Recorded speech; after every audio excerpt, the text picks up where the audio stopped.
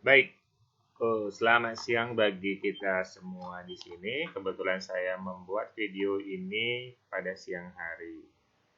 Eh, Nah, kita akan membahas dengan judul reaksi redox. Sebelumnya jangan lupa klik tombol like dan subscribe-nya ya. Baik, untuk reaksi redox sendiri itu penggabungan antara reaksi reduksi dan reaksi oksidasi. Di mana untuk di video kali ini kita akan membahas mengenai definisi redox. Yang pertama berdasarkan pengingatan dan pelepasan oksigen. Yang kedua berdasarkan serah dan terima elektron. Yang ketiga berdasarkan bilangan oksidasi. Nanti selanjutnya kita akan bahas mengenai tata nama senyawa, di mana ini akan terbagi atas dua menjadi senyawa ion biner dengan unsur logam berbiroks lebih dari satu. Yang kedua untuk tata nama senyawa, di mana senyawa poliatomi. Untuk reaksi redox sendiri, seperti yang saya sebutkan sebelumnya, yaitu penggabungan antara dua reaksi, yaitu reaksi oksidasi dan reaksi reduksi. Yang pertama kita akan membahas mengenai redox berdasarkan pengikatan dan pelepasan oksigen. Nah, apa itu oksidasi? Oksidasi adalah reaksi pengikatan oksigen. Dan reaksi reduksi adalah reaksi pelepasan oksigen.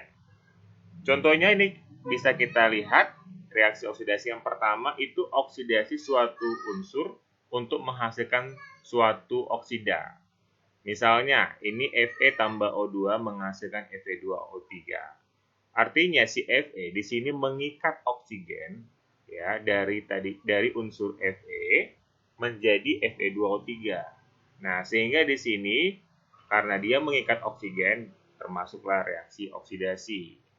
Contoh yang lainnya, Mn tambah O2 menghasilkan MnO2.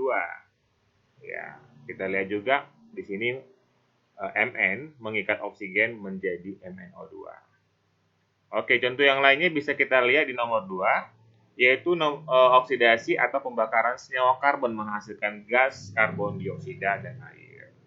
Contohnya di sini C3H8 ya, atau di sini disebut gas propana. Nah, ini adalah senyawa karbon ya, karena dia terdiri dari atom karbon. Nah, untuk reaksi pembakarannya kita reaksikan dengan menggunakan O2 sehingga persamaan demikian, yaitu C3H8 tambah 5O2 menghasilkan 3CO2 tambah 4H2O. Artinya reaksi pembakaran ini menghasilkan CO2 dan H2O. Itu yang sudah pasti ya untuk reaksi pembakaran senyawa karbon. Nah, kita lihat di sini karbon di sini mengikat oksigen yang dari tadinya tidak di sini ada oksigen menjadi CO2. Artinya ada pengikatan oksigen. Nah, sehingga oksidasi atau pembakaran senyawa karbon termasuk reaksi oksidasi. Untuk reaksi reduksi sendiri, ya contohnya seperti yang tertera di slide. Yang pertama pemanasan raksa oksida HGO. Nah, di sini reaksinya atau persamaannya adalah 2HGO menjadi 2Hg tambah O2. Kita lihat bahwasanya di sini terjadi dekomposisi ya dari senyawa HGO menjadi unsur Hg dan tambah O2. Nah, oksigennya lepas. Nah, karena oksigennya lepas, maka ini termasuk reaksi reduksi. Untuk yang kedua, pemanasan kalium klorat atau KCO3, di mana persamaannya 2KCO3 menjadi 2KCl tambah 3O2. Terjadi pelepasan oksigen, sehingga ini termasuk reaksi reduksi. Nah, gambarnya demikian. Baik, kemudian kita akan membahas, ini adalah contoh dalam praktikumnya. Nah, kita lihat di sini, ada persamaan 2HGO menghasilkan 2Hg tambah O2, di mana ini gambar yang di sebelah kiri adalah HGO ya atau air raksa oksida, dan ini terdekomposisi menjadi air raksanya Hg dan oksigen. Nah, terjadi pelepasan oksigen. Maka persamaan reaksi ini termasuk reaksi reduksi ya karena dia terjadi pelepasan oksigen. Yang kedua, reaksi redoks berdasarkan perpindahan elektron, ya, bisa melepas atau mengikat elektron. Nah, oksidasi, ya, pengertiannya dalam bagian ini adalah pelepasan elektron. Nah, sementara reduksi di sini pengikatan elektron. Jadi kebalikan dari yang berdasarkan pengikatan dan pelepasan oksigen, ya. Nah, kita ambil contohnya yang pertama, ini 2Cu tambah O2 menghasilkan 2CuO. Nah, ini persamaan ini bisa kita bagi menjadi dua bagian, yaitu Cu menjadi Cu2 plus tambah 4 elektron. Ya. Artinya di sini tembaga atau Cu berubah menjadi Cu2 plus dengan cara melepaskan 4 elektron. Begitu. Nah, dalam pelepasan dalam pelepasan elektron ini termasuk reaksi oksidasi. Begitu juga dengan contoh yang kedua, yaitu Cu menjadi Cu2 plus tambah 2 elektron. Nah, elektronnya dilepas di sini, sehingga ini termasuk reaksi oksidasi. Untuk reaksi reduksi, contohnya seperti ini, ya, O2 tambah 4 elektron menghasilkan 2 O2 minus. Nah, karena O2 mengikat elektron di sebelah kiri, di sini tanda letak dari elektronnya, artinya mengikat, ya, sehingga ini mengikat elektron, itu reaksinya termasuk reaksi reduksi. Nah, contoh yang di sini juga Cl2 tambah 2 elektron menghasilkan 2 Cl minus. Nah, karena di sini Cl2 mengikat elektron, maka dia termasuk reaksi reduksi. Sangat gampang sekali, ya, untuk memahaminya. Baik, yang ketiga, yaitu reaksi redoks berdasarkan perubahan bilangan oksidasi. Nah, ini saya ambil contohnya dulu. Ada Cu2 plus tambah Zn, ya, tambah 2O menghasilkan SO4, ya, Cu dan Zn2 plus. Nah, di sini kita masing-masing memplotkan bilangan oksidasi dari masing-masing unsur atau ion, seperti itu. Nah, seperti ini, ya, dari Cu2 plus ini bilangan oksidasinya 2 plus, ya, menjadi Cu di mana bilangan oksidasinya 0. Nah, dari plus 2 menjadi 0 menurun. Itu termasuk reaksi reduksi. Sementara Zn ini dari biloxnya atau bilangan oksidasinya 0 menjadi Zn2 plus. Nah, dari 0 menjadi 2 plus kan menaik, ya. Itu termasuk reaksi oksidasi. Ya. Jadi, dalam pengertian ini, oksidasi adalah naiknya bilangan oksidasi atau bilox nantinya saya singkat.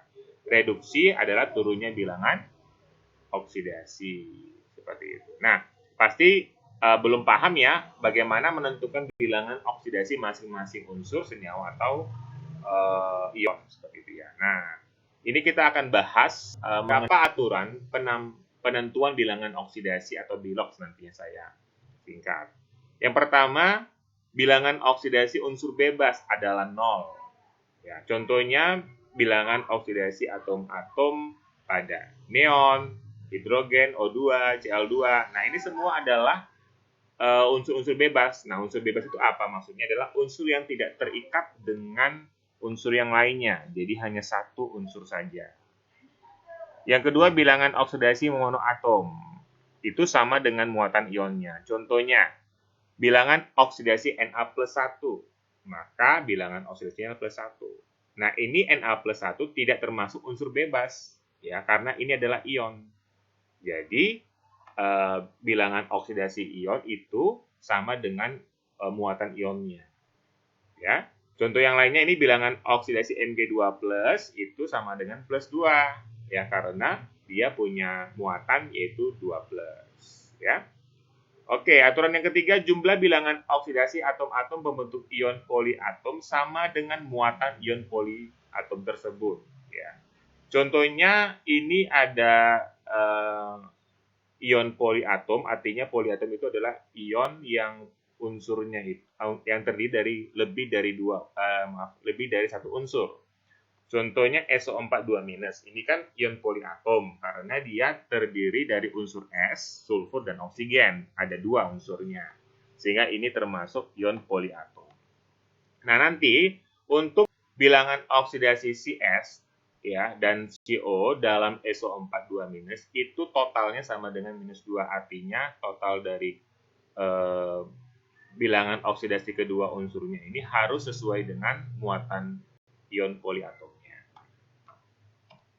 Kemudian keempat, jumlah bilangan oksidasi untuk semua atom dalam senyawa adalah 0. Begitu ya. Contohnya nih, jumlah bilangan oksidasi atom CO dan atom O dalam CuO adalah 0. Nah, di sini untuk di bagian nomor 4 ya, ini berlaku untuk senyawa, artinya senyawa netral, tidak bermuatan, tidak ada muatannya. Seperti CuO atau tembaga oksida, ini kan adalah senyawa netral. Sehingga nanti totalnya ketika kamu jumlahkan bilangan oksidasi Cu tambah O itu harus 0. Seperti itu ya. Untuk poin nomor 5, bilangan oksidasi unsur-unsur logam golongan utama 1A, 2A, dan 3A sesuai dengan nomor golongannya. Begitu. Jadi ini kamu harus hafal untuk unsur golongan 1A, 2A, dan 3A.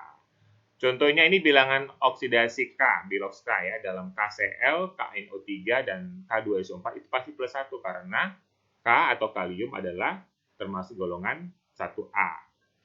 Bilangan oksidasi Ca dalam CaSO4 dan bilangan oksidasi Mg dalam MgSO4 +2. Kenapa? Karena kalsium atau Ca dan Mg itu termasuk golongan 2. Baik, untuk nomor 6, unsur golongan 7A pada senyawa binder adalah -1. Nah, senyawa binder ini adalah senyawa yang terdiri dari 2 unsur ya.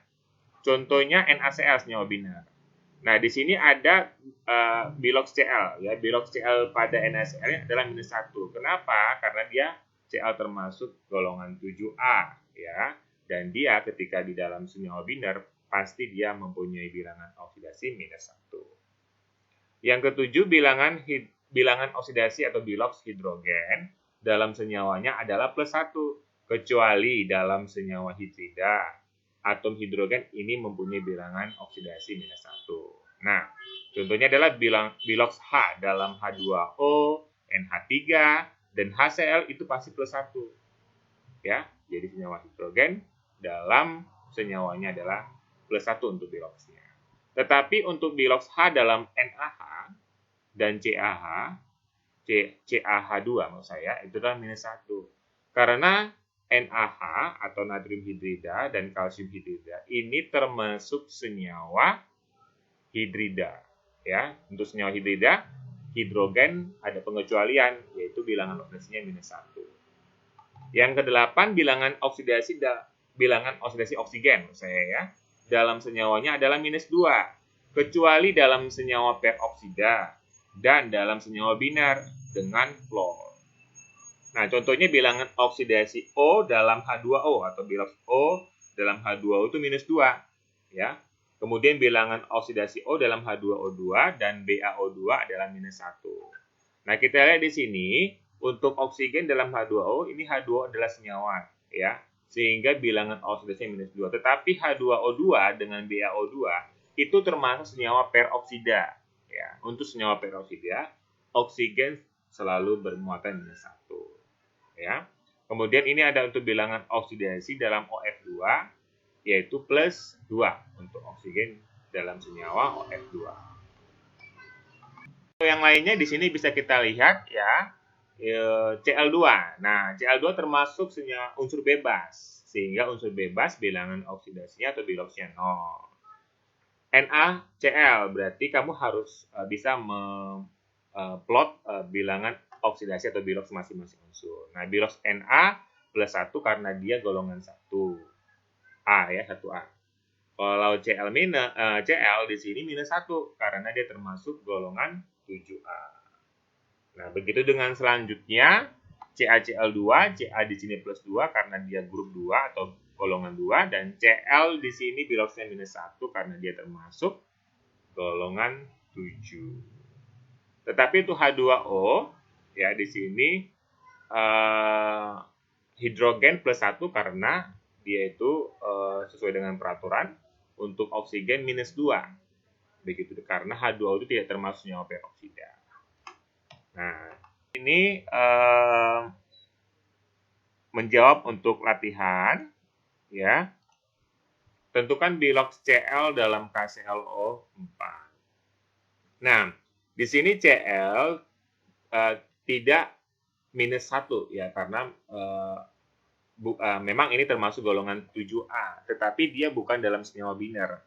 Di sini KCl3 ini bukan senyawa biner, karena senyawa biner tersebut adalah senyawa yang terdiri dari 2 unsur, tetapi ini 3 unsur, ada K, Cl, dan O. Sehingga kita tidak tahu bilangan oksidasi Cl-nya. Nah, ini yang kita akan cari tahu ya untuk biloxnya. Nah, pertama kita harus tahu bilangan oksidasi K. Nah, K ini termasuk golongan 1A, sehingga di sini biloxnya adalah plus 1. Gitu. Nah, untuk oksigen, sesuai dengan peraturan, itu selalu minus 2 kecuali senyawa peroksida ya, dan KClO4 bukan termasuk senyawa peroksida. Sehingga oksigen ini mempunyai biloxnya sama dengan minus 2. Oke.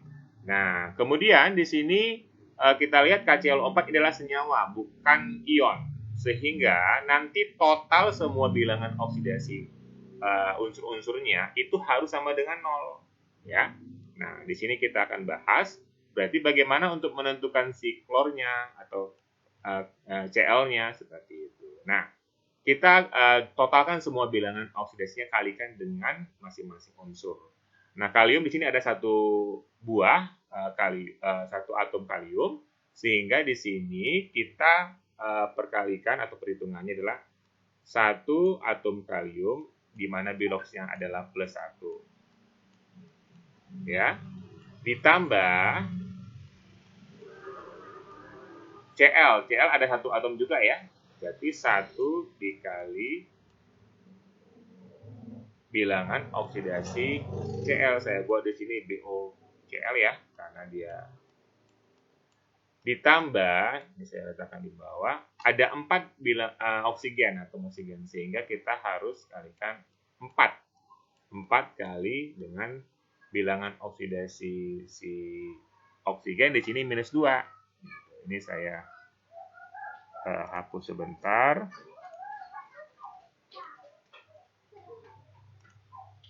Oke, jadi 4 kali di sini minus 2. Nah, total semua ini harus sama dengan 0. Oke, jadi ini 1 kali plus 1 ya, ditambah 4 kali minus 2 minus 8. Sehingga ini menjadi, kalau kita jumlahkan menjadi minus 4 kali minus 2 minus 8, sehingga kita jumlahkan ini menjadi minus 7. Ya, minus 7. Nah, jadi bilangan oksidasi Cl-nya berarti kan ini kan totalnya sama dengan 0. Sehingga nanti bilangan oksidasi atau biloxi Cl itu yang kita dapatkan adalah, nah dari sini kan minus 7 pindah ke kanan, sisi kanan berarti menjadi plus 7. Nah, di sini kita plot Cl adalah bilangan oksidasinya adalah plus 7.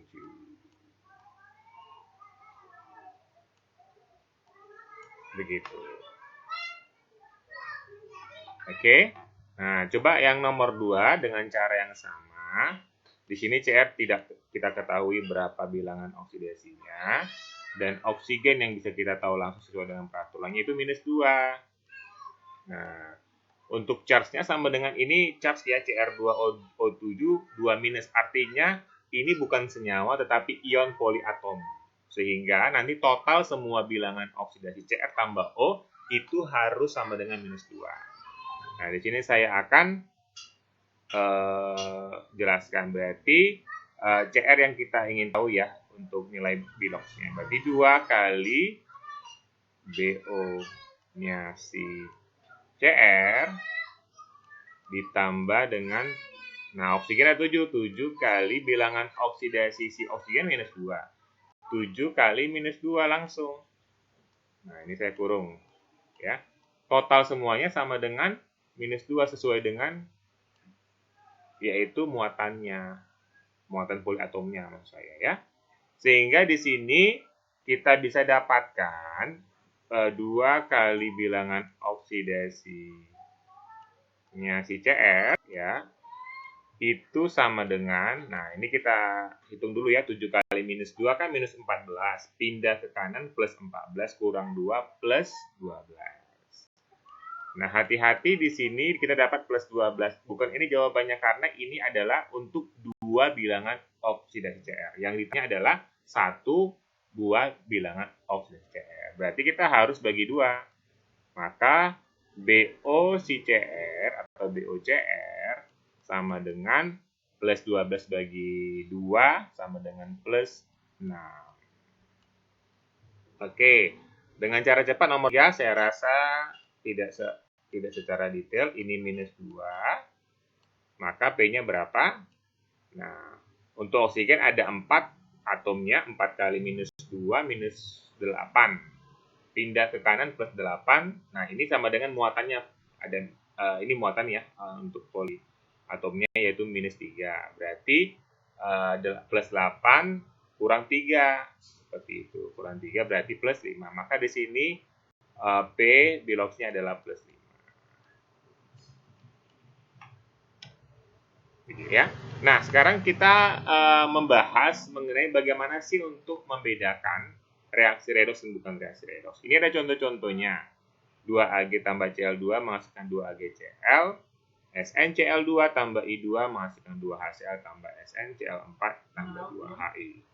Nah, di sini kita bahas yang pertama untuk 2Ag tambah Cl2 menghasilkan 2AgCl atau 2AgCl di situ. Nah, bilox dari si Ag di sini 0 dan bilox Ag di sini plus 1. Ya, dari kita buat perhitungan ya. Ag tambah Cl. Cl kan minus 1 ya, sehingga nanti Ag dapat plus 1. Nah, di sini Cl2 termasuk unsur bebas, maka bilangan oksidasinya 0. Nah, untuk Ag dari 0 biloxnya menjadi plus 1 naik, itu oksidasi. Untuk Cl2 dari 0 menjadi minus 1, itu reaksi reduksi. Ya, ini gampang ya untuk nomor 1. Untuk nomor 2, dengan cara yang sama kita plotkan masing-masing bilox unsurnya. Ya, ini termasuk unsur bebas, maka sama dengan 0. SnCl2 Cl minus 1, Sn dapat di sini plus 2. Nah, sehingga kita hubungkan yang unsur yang mengalami perubahan bilangan oksidasi saja ya. Misalnya Sn dari plus 2 menjadi plus 4 naik ya. Itu termasuk reaksi oksidasi. Sementara I2 dari 0 menjadi minus 1 itu turun ya bilangan oksidasinya, sehingga dia termasuk reaksi reduksi. Tetapi kalau si Cl ya, kita lihat sini, Cl tidak kita hubungkan karena Cl ini selalu minus 1 di setiap senyawa atau atomnya ya. Nah, begitu juga dengan yang nomor 3. Nah, di sini kita dapatkan ternyata semua atom-atomnya itu bilangan oksidasinya sama. Ya, seperti maksudnya sama sebelum dan sesudah bereaksi. Seperti di sini Cu plus 2, di sini juga tetap plus 2. Nah, oksigen juga minus 2, di sini tetap minus 2. Tidak ada perubahan bilangan oksidasi, sehingga ini bukan termasuk reaksi redoks. Ya. Nomor 4 termasuk reaksi redoks karena dia ada perubahan bilangan oksidasi, yaitu oksidasi dan reduksi sendiri. Oke, saya rasa ini cukup gampang ya dan mudah sekali untuk dipahami. Nah, sekarang kita mau bahas mengenai tentukan zat reduktor, zat oksidator, atau hasil reduksi dan hasil oksidasi dari reaksi redoks berikut. Ya, yang pertama ini persamaan reaksi redoksnya, yang kedua kamu plotkan masing-masing setiap atom biloxnya masing-masing. Nah, kemudian kamu hubungkan yang mana mengalami perubahan. Nah, di sini kita dapatkan bahwa Sn mengalami perubahan bilangan oksidasi atau bilox dari plus 2 menjadi plus 4, oksidasi dan reduksi. Nah, kita menentukan di sini yang mana sebagai zat reduktor. Ya, tetapi kita harus belajar dulu apa itu reduktor. Nah, reduktor itu adalah zat yang mengalami reaksi oksidasi. Dari persamaan ini yang mengalami oksidasi adalah SnCl2 kan? Sehingga sebagai zat reduktornya adalah SnCl2. Sementara untuk reaksi atau zat oksidator atau pengoksidasi adalah zat yang mengalami reduksi, jadi kebalikannya. Ya. Nah, kita lihat di sini yang mengalami reduksi adalah I2 menjadi Hi. ya, mengalami reduksi adalah I2. Sehingga sebagai zat oksidatornya adalah I2. Nah, untuk hasil reduksinya seperti ini, SnCl4 termasuk reaksi hasil oksidasi karena dia sudah bereaksi ya, atau sudah teroksidasi menjadi SnCl4. Begitu juga dengan hasil reduksi adalah si 2Hi. Kemudian kita akan membahas, ini ada reaksi autoredox. Nah, apa pengertian autoredox ya? Atau reaksi disproporsionasi. Reaksi redoks dengan satu jenis atom yang bilangan oksidasinya berubah mengalami oksidasi dan reduksi sekaligus. Ya, jadi ada atom yang dia sendiri mengalami oksidasi dan juga reduksi. Nah, contohnya seperti ini. Cl2 tambah 2KOH menghasilkan KCl tambah KCO tambah H2O. Nah, setelah kita plotkan masing-masing biloxnya, ternyata si Cl dalam sebelah kiri ini mempunyai bilox 0, dan di sebelah kanan dia ada yang minus 1, ada yang plus 1. Nah, sehingga kita hubungkan dari 0 menjadi minus 1 turun di tersebut ya, atau termasuk reaksi reduksi. Nah, sementara dari 0 menjadi minus 1, ini termasuk reaksi oksidasi. Nah, inilah yang dimaksud dengan reaksi disproporsionasi atau autoredox. Oke, nah sekarang kita di sini mau membahas berdiskusi mengenai bilangan oksidasi untuk menentukan senyawanya. Yang pertama, penamaan senyawa biner yang unsur logamnya berbilox lebih dari 1. Yang kedua, penamaan senyawa ion poliatomik ya. Untuk ion poliatomik berarti dia atom ionnya terdiri dari lebih dari 1 atom. Yang pertama adalah ini adalah contoh-contoh ya tabel penamaan senyawa pada unsur dengan logam berbilox lebih dari 1.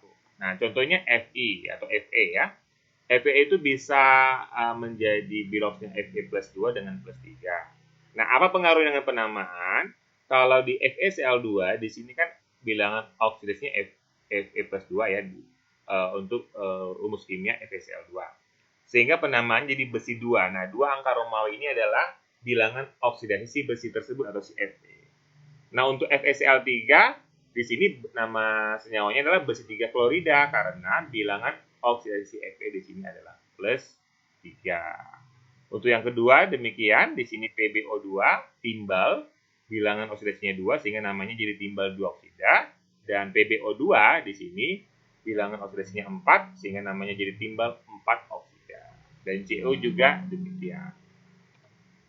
Nah, tabel senyawa ion poliatomik ya, ini ada nama senyawa seperti KClO dengan KCO3 seperti itu.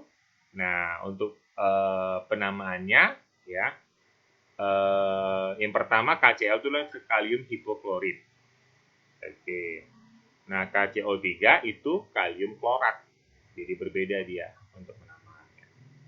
Nah, untuk tabel 3 ini tabel nama senyawa yang memiliki bilox rendah dan tinggi. Ya, untuk HgCl dan HgCl2 ya. Ini HgCl karena untuk biloxnya plus 1 rendah, merkuro klorida nama senyawanya. Tetapi di sini HgCl2 di sini Hg-nya bilangan oksidasinya plus 2 agak lebih tinggi dari yang plus 1 sehingga namanya merkuri klorida. Sama seperti SNO, ya ini namanya stanooksida, kemudian SNO2 karena biloxnya plus 4 lebih tinggi namanya stanioksida. Ya, demikian untuk video hari ini ya, untuk didiskusikan. Ya, jangan lupa di klik tombol subscribe dan like-nya ya.